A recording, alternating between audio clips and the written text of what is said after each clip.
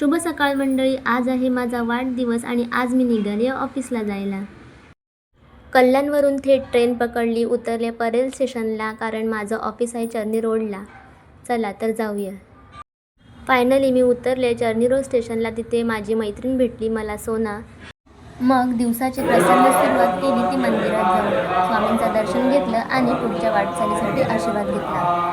आणि मुख्य म्हणजे आज स्वामींची पुण्यतिथी सुद्धा होती आणि मठामध्ये सुंदर असा सप्ताहसुद्धा चालू होता. मठामध्ये जाऊन स्वामींचं सुंदर असं दर्शनसुद्धा झालं. मग आम्ही निघालो ऑफिसला जायला. तर हे आहे आमचं ऑफिस आणि ऑफिसमधला हा सुंदर असा स्टाफ. हे आहे आमचं एंट्रन्स. ऑफिसमध्ये कामापेक्षा सेलिब्रेशनचा जास्त उत्साह होता. माझ्या कलिग्सनी मस्त असा केक आणला होता. सगळ्यांच्या सोबत केक कट केला आणि खूप धमालसुद्धा केली.